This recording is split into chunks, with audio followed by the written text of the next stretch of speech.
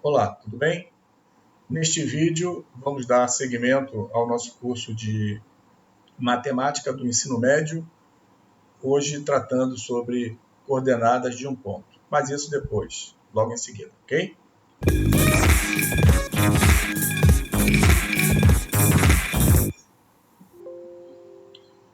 Aqui é o professor Jorge Damasceno e neste vídeo vamos dar andamento no curso de Matemática do Ensino Médio. Estamos no módulo 1, Geometria Plana, e na aula 6, Coordenadas de um ponto.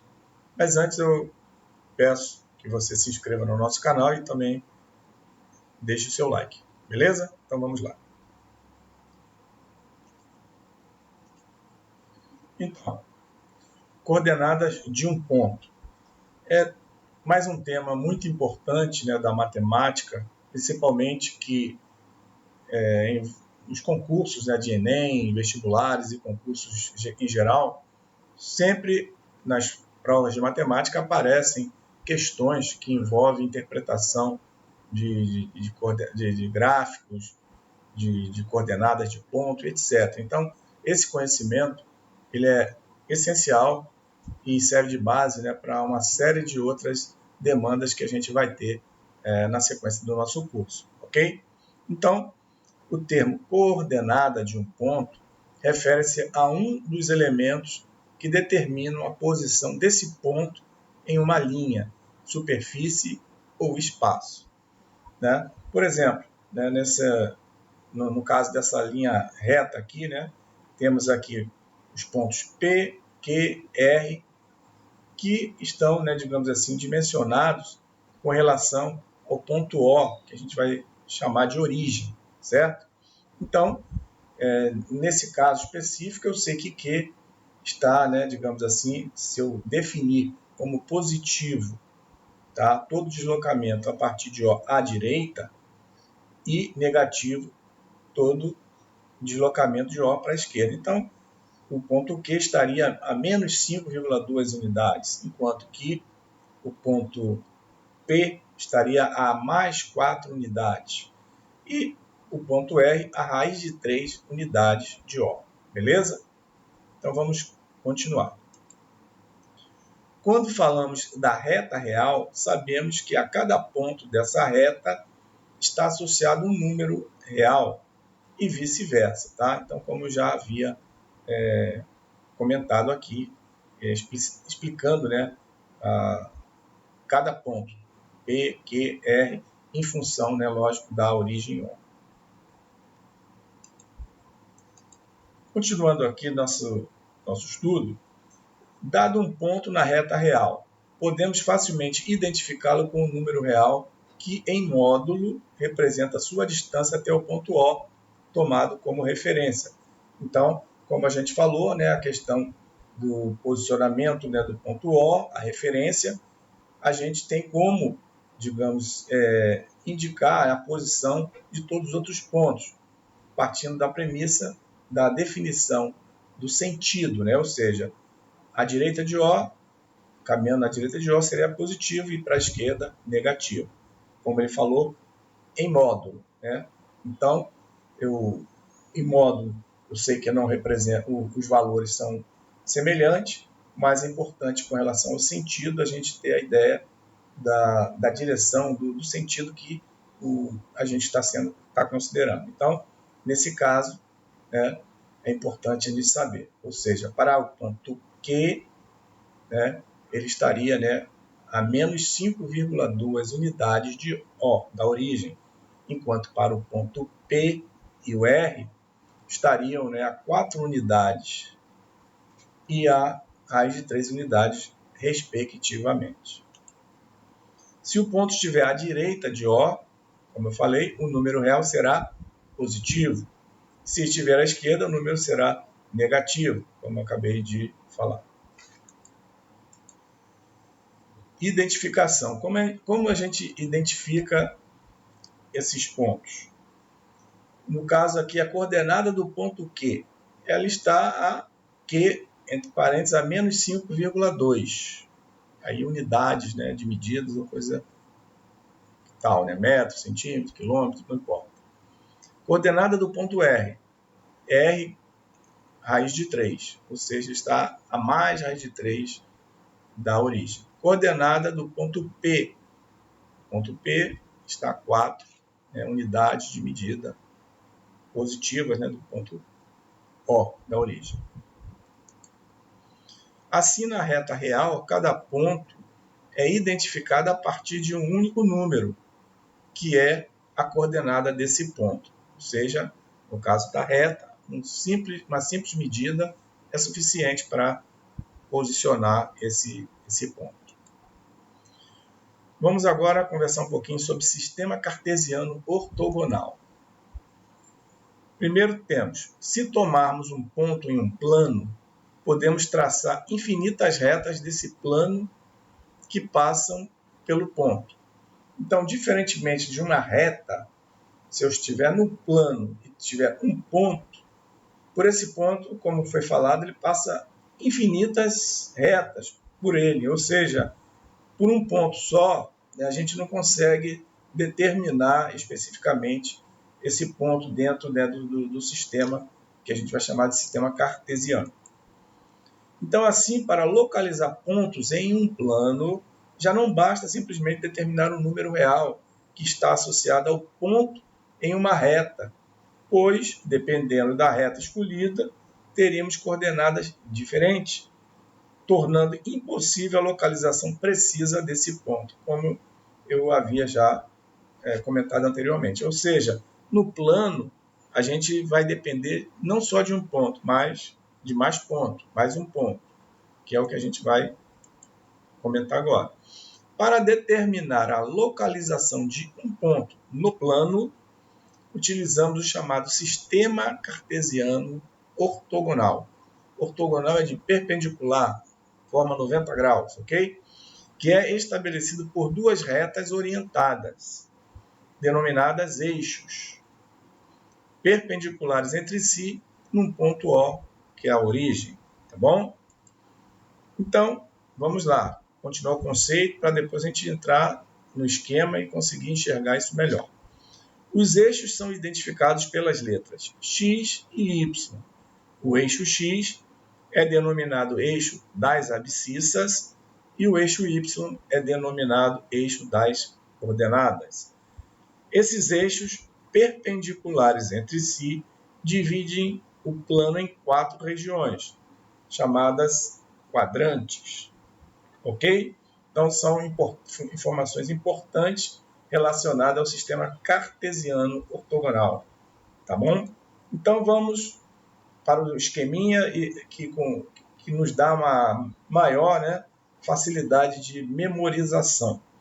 Eu tenho aqui o sistema cartesiano, como ele falou, o eixo X, eixo das abscissas, e o eixo Y, eixo das ordenadas, que são perpendiculares os dois eixos entre si, se cortando na origem, no ponto O, ponto de origem do sistema, beleza?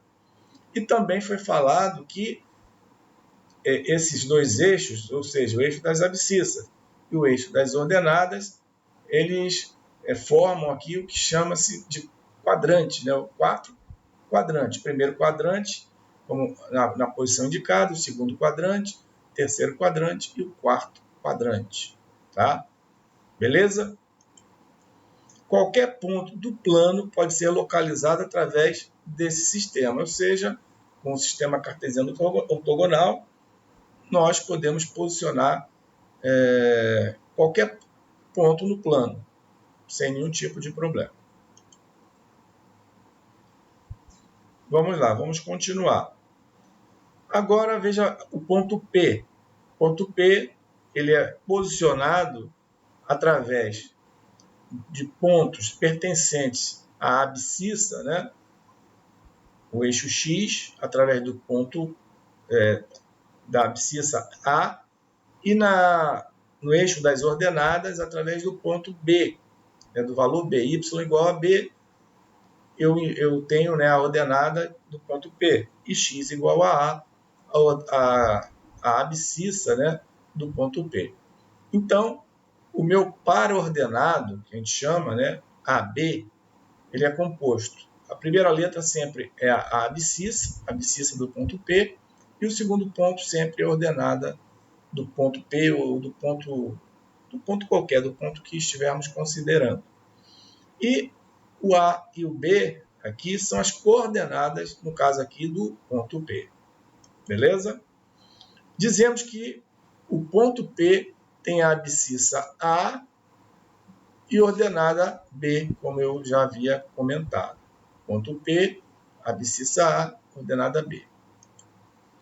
Os números reais A e B, colocados entre parênteses e separados por vírgula, formam o que denominamos par ordenado e representam as coordenadas do ponto P no plano. Beleza? Continuando, por convenção, o primeiro elemento do par ordenado corresponde sempre à abscissa x. Então, a coordenadas do ponto P, A, B, A é a abscissa e o B a ordenada. E o segundo elemento, a ordenada y. Os pares ordenados são iguais se eu tiver aqui o par ordenado AB e o outro par ordenado CD. Eles serão iguais se A for igual a C e B igual a D. Então, essa é a condição necessária e suficiente para que esses pares ordenados sejam iguais. Distância entre dois pontos no plano. Tá? Essa é uma situação muito importante e que também ela aparece muito em concursos, em provas, etc. Então, eu tenho aqui, né, o eixo ordenado y, o eixo das ordenadas e o eixo x das abscissas. Tem os dois pontos A e B. Eu posso encontrar a distância, que chama D de A e B, distância de A e B, através, né, de conceitos de triângulo retângulo, né, teorema de Pitágoras, onde eu tenho meu cateto, nesse caso o cateto baseado no eixo das ordenadas, igual a YB, que é a maior ordenada, menos YA, e o cateto, né, paralelo ao eixo horizontal, o eixo das abscissas, igual a XB menos XA, certo? Daí, aplicar basicamente o meu teorema de Pitágoras, onde meu DAB, que é a distância entre A e B, é a minha hipotenusa desse triângulo retângulo. Quando conhecemos as coordenadas de dois pontos A e B, né, lembrando que a coordenada de A é XA, YA, coordenada de B, XB, YB. Do plano cartesiano, podemos localizá-los nesse plano e calcular a distância entre eles. Como está aqui, né? Aplicando o teorema de Pitágoras, já extraindo a raiz, né, que seria DAB ao quadrado, igual ao quadrado do primeiro cateto, mais o quadrado do segundo cateto. Então, aqui ele já está pegando a distância direto, né? Então, extrai a raiz quadrada do cateto relativo ao paralelo ao eixo das abscissas, que é XB menos XA ao quadrado, mais o quadrado, né, do cateto paralelo ao eixo das ordenadas, que é YB menos YA. Então, raiz quadrada de XB menos XA ao quadrado mais YB menos YA ao quadrado me dá a distância entre os pontos A e B.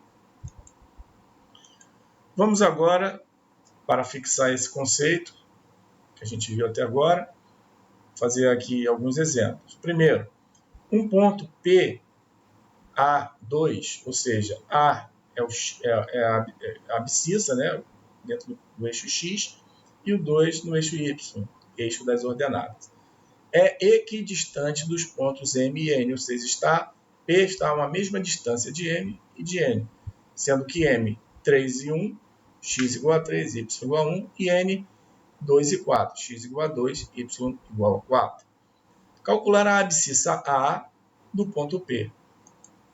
Então, se P é equidistante de M e N, então eu tenho que a distância PM é igual à distância PN. Daí aplicar conceito que a gente aprendeu aí no slide anterior. Então, a distância PM é a raiz quadrada de 3 menos A ao quadrado, o maior menos o menor ao quadrado, a gente está partindo dessa premissa, mais 1 menos 2 ao quadrado, ok? Então, raiz quadrada eu tenho a distância de PM, igual a raiz quadrada de Pn vai ser 2 menos A ao quadrado, mais 4 menos 2 ao quadrado. Então, essa é a minha expressão. Se as duas são raiz quadrada, eu posso eliminar o radical dos dois lados, né? Ficando simplesmente com... Mas antes, porém, vamos desenvolver aqui o... Poderia fazer isso, mas, ok, vamos desenvolver o que está aqui dentro para simplificar um pouquinho. Então, 3 menos A ao quadrado, não posso fazer muita coisa. Aqui, 1 menos 2 dá menos 1 ao quadrado, mais 1. Ok, 3 menos A ao quadrado, mais 1. Do lado de cá, raiz quadrada, 2 menos A ao quadrado. 4 menos 2, 2. 2 ao quadrado, 4. Beleza. Agora sim, eu elimino os radicais da esquerda e da direita, já que ambos são raiz quadrada. Aí eu posso fazer isso. Então, eu fico 3 menos A ao quadrado mais 1 é igual a 2 menos A ao quadrado mais 4, como está aqui, ó. E agora, eu faço ali a operação, né, ao quadrado da expressão. Da primeira eu vou ter 9 menos 6A mais A ao quadrado, mais 1. E da segunda, 4 menos 4A mais A ao quadrado, mais 4. Ou seja, né, só voltando aqui, 3 menos A ao quadrado, eu vou fazer essa operação, mais 1, igual a 2 menos A ao quadrado, mais 4. Então, 2 menos A ao quadrado eu faço também para fechar a equação, como a gente já mostrou aqui. Então, daqui eu já elimino A ao quadrado com A ao quadrado, né, que eles vão se eliminar. E, de resto, eu faço as operações. O menos 4 passando para o lado de cá vai ficar mais 4. Menos 6A mais 4A vai dar menos 2A. Aqui eu vou ter 9 mais 1, 10. Passa para o outro lado, menos 10. Menos 10, 4 mais 4, menos 10 mais 8, menos 2. Com isso, eu vou ter que meu A é igual a 1. Menos 2 dividido por menos 2, vou ter o A igual a 1. Beleza? O próximo exemplo, ele diz assim: os vértices de um triângulo ABC são A igual a 2 menos 2, B menos 3 menos 1 e C 1 e 6. Lembrando, só para reforçar, que o primeiro elemento corresponde à abscissa, x. O segundo corresponde à ordenada, y, eixo y, ok?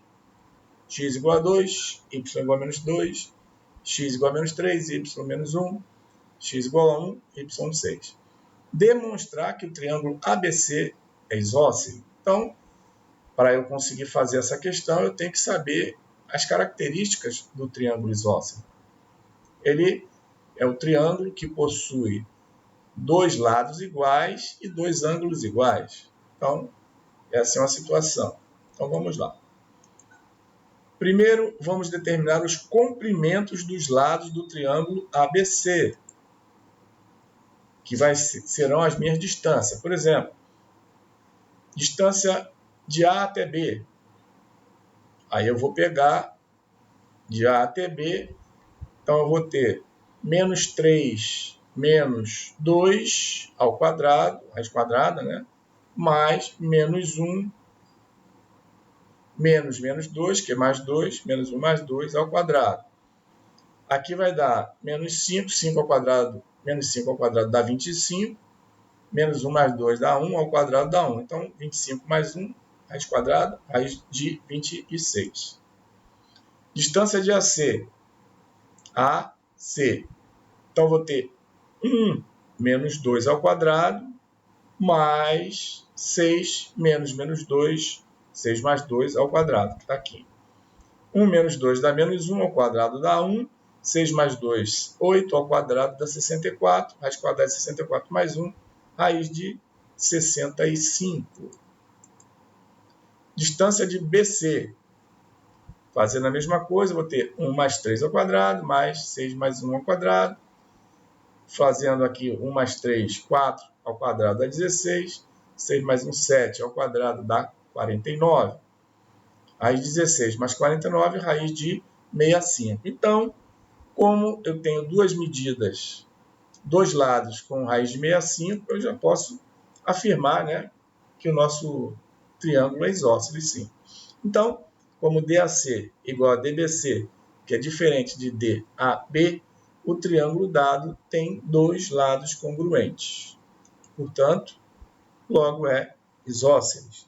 Então, repetindo, triângulo isósceles tem que ter dois lados iguais e dois ângulos iguais. A terceira questão. A distância entre os pontos A, menos 2y e B, 6, 7, é igual a 10. O valor de y é, e aí seguem as alternativas. Uma questão da Universidade Federal do Rio Grande do Sul. Tá bom? Então, substituindo os dados do enunciado, temos da distância raiz quadrada de xb menos xa ao quadrado, mais raiz quadrada de yb menos ya ao quadrado. É a expressão para a gente calcular a distância entre dois pontos. Então, eu tenho ali, a distância foi dada que é 10, raiz quadrada de 6 mais 2 ao quadrado, né, correlacionando os x, né, de um e de outro, mais 7 menos y ao quadrado, correlacionando os y dos dois, tá? Então, aqui, eleva ao quadrado, dos dois lados, eu vou ter, do lado esquerdo, 10 ao quadrado é 100, do lado direito, raiz quadrada, elevar ao quadrado, simplesmente eliminar o radical. Então, eu fico com 6 mais 2, 8 ao quadrado, 64, 7 menos y ao quadrado, que vai dar 49 menos 14y mais y2. Melhorando um pouquinho isso aí, eu vou ficar com y2 menos 14y, 100, passando 100 para o outro lado, menos 100, né? 100 menos 100. E aqui 64 mais 49, 113. Resolvendo 113 menos 100, eu vou ter mais 13. Então, y2 menos 14y mais 13 igual a 0. Então, tem que resolver essa equação do segundo grau. Então, vamos lá. Resolvendo a equação do segundo grau, a gente vai ter. Está aqui ela novamente. Vamos achar o delta, né, que é o B2 menos 4AC. B2 é menos 14 ao quadrado, menos 4 vezes A, que é 1, vezes C, que é 13. Menos 14 ao quadrado, 196. 4 vezes 1, 4, vezes 13, 54. 196 menos 54, que vai me dar delta igual a 144. Com isso, meu y é igual a 14 menos b, mais ou menos raiz quadrada do meu delta, que eu achei que é o 144, sobre 2a, que é 2. Então, 14 mais ou menos raiz de 144 é 12 sobre 2. Então, eu vou ter meu y', 14 mais 12, 26 dividido por 2 dá 13, e meu y, duas linhas, 14 menos 2 dá 2, dividido por 2 dá 1. Ok? Resposta é a letra C. Beleza? Com isso, a gente conclui a aula de hoje, desse vídeo. Espero que você tenha gostado. Antes de encerrar, peço que você, caso ainda não seja inscrito, que se inscreva no canal, acione a notificação do sininho para o YouTube te alertar dos próximos vídeos. Não se esqueça de deixar o seu like e também compartilhar o vídeo nas suas redes sociais. Ok? Então, bons estudos e até o próximo vídeo.